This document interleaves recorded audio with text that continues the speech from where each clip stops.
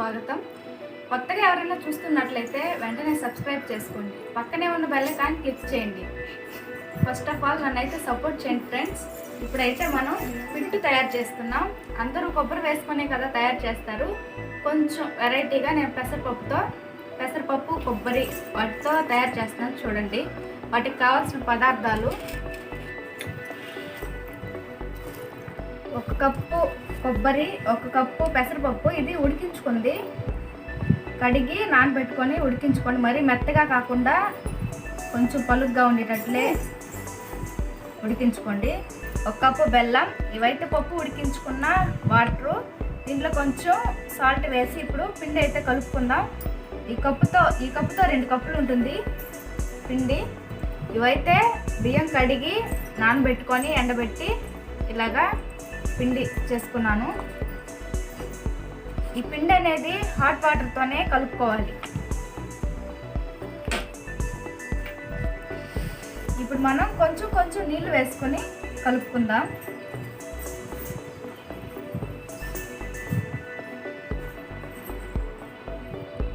ఇలా చల్లుకుంటూ కలుపుకోవాలి. మనం కలుపుకునేటప్పుడు ఒంట్లుగా అలాగా కలుపుకోకూడదు. మామూలు హాట్ వాటర్తో కలుపుకోవచ్చు, కానీ పప్పు ఉడికించి కొంచెం వాటర్ ఉంటాయి కదా, కరెక్ట్గా వేసుకొని మనం ఉడికించుకోవచ్చు. కొంచెం అవి ఎందుకు వేస్ట్గా పోవాలనేసి ఈ వాటర్తోనే నేను ఇప్పుడు పిండి అనేది కలిపేస్తున్నాను. ఎక్కువ కాదు, కొంచెం లైట్గా సాల్ట్ వేసుకోండి. వేడి నీళ్ళతోనే కలుపుకోవాలి. అలాగే ఉప్మా రవ్వ, ఇడ్లీ రవ్వ ఉంటుంది కదా ఫ్రెండ్స్, వాటితో కూడా మనం పిట్టు అనేది తయారు చేసుకోవచ్చు. ఇప్పుడు నేను నెయ్యి చెప్పడం మర్చిపోయాను. నెయ్యి ఎందుకంటే మనం బెల్లం నెయ్యి కలుపుకొని తింటే బాగుంటుంది. పక్కన బ్యాక్గ్రౌండ్ మ్యూజిక్ ఏంటంటే మనస్వి పాపకి టైఫాయిడ్ జ్వరము, అందుకని ఏడుస్తుంది. మ్యూజిక్ వేసే బాధ లేకుండా పక్క నుంచి మ్యూజిక్ వేసేస్తుంది.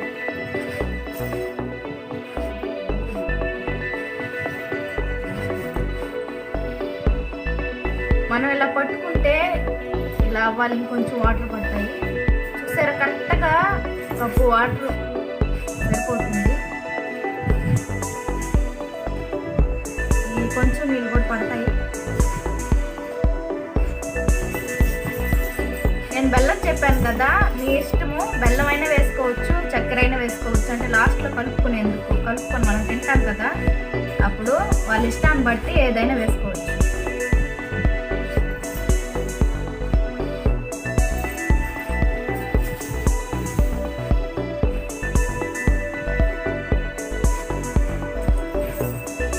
స్పాంజ్ లాగా రావాలన్నమాట. స్పాంజ్ లాగా ఎలా వస్తుందో చూపిస్తాను నేను, చూడండి.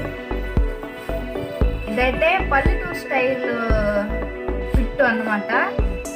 మేము ఇడ్లీ పెట్టుకునే పాత్ర ఉంటుంది కదా, ఇడ్లీ పాత్ర, దాంట్లోనే ప్రిపేర్ చేసుకుంటాం ఫ్రెండ్స్.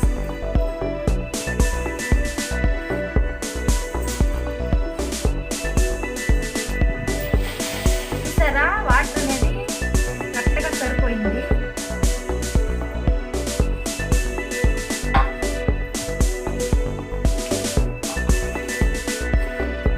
ఇలానే కాకుండా ఇప్పుడు నేను చూపిస్తాను, చూడండి ఈ ఉండలన్నీ ఎలా పోతాయో.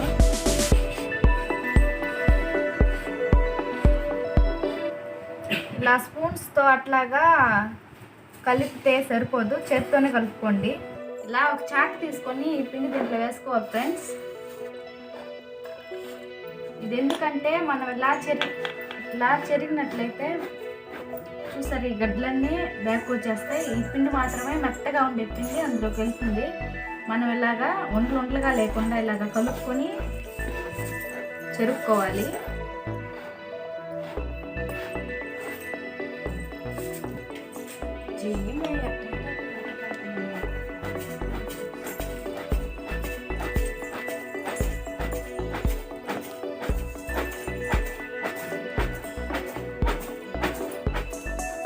ఇలా చేయడం వల్ల చూసారా, పొడి పొడిగా బాగా స్మూత్గా వస్తుంది.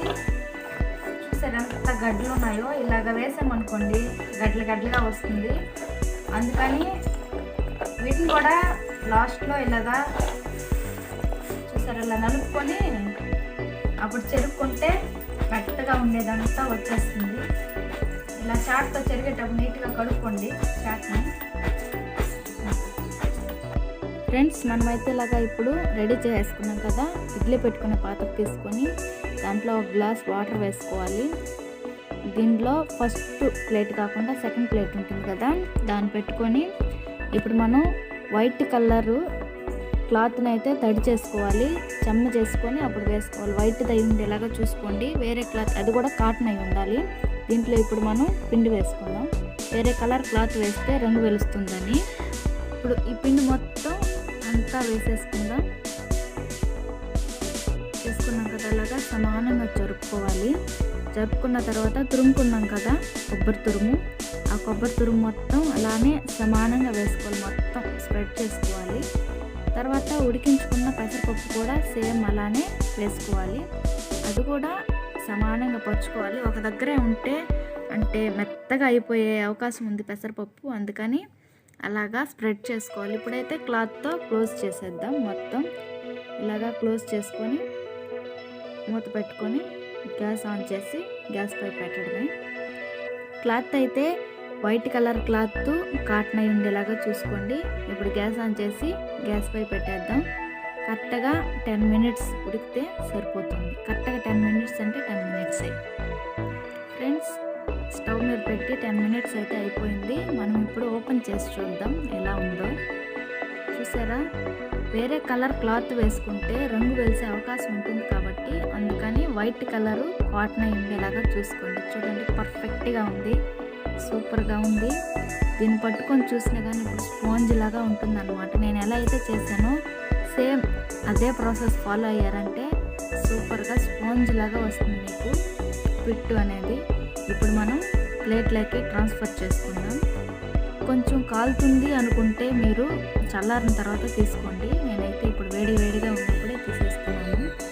లైట్గా సాల్ట్ వేసాం కదా, అంటే కొంచెం అంటే షుగర్ పేషెంట్స్ అట్లా ఉంటారు కదా, వాళ్ళు ఎలా అయినా తినవచ్చు. మామూలు నార్మల్గా ఉండేవాళ్ళు షుగర్ వేసుకొనైనా లేకపోతే బెల్లం వేసుకొనైనా తినచ్చు. చూడండి ఎంత బాగుందో, స్పాంజ్ లాగా ఉంది కదా, చాలా బాగుంటుంది ఫ్రెండ్స్. ఒకసారి ట్రై చేసి చూడండి. ఎంత బాగుంటుందంటే అంత బాగుంటుంది.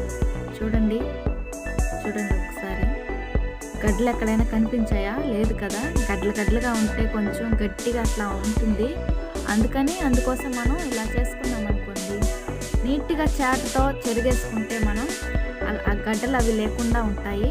అప్పుడు స్పాంజ్ లాగా వస్తుంది. ఇప్పుడు ప్లేట్లోకి తీసేస్తాను ఫ్రెండ్స్. ఇప్పుడైతే ప్లేట్లోకి తీసేసుకున్నాం కదా, చూడండి వేడిగా ఆవిరి పొగలు ఎలా వస్తున్నాయో. మెల్లగా ఈ ప్లేట్లోకి ట్రాన్స్ఫర్ చేసుకుందాం. చూడండి ఎంత స్పాంజ్ లాగా ఉందో, మీరే బాగా గమనించారంటే తెలిసిపోతుంది.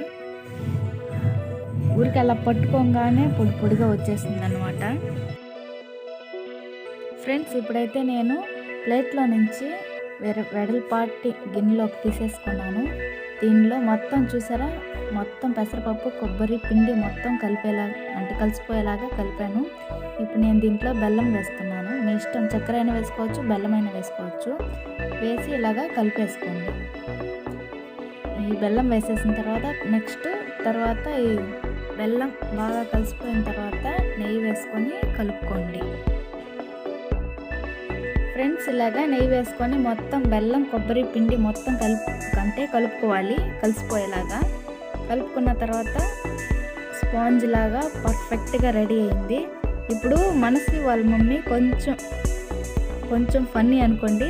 చూడండి ఎలా ఉందో, పిట్టు గురించి చెప్తుంది.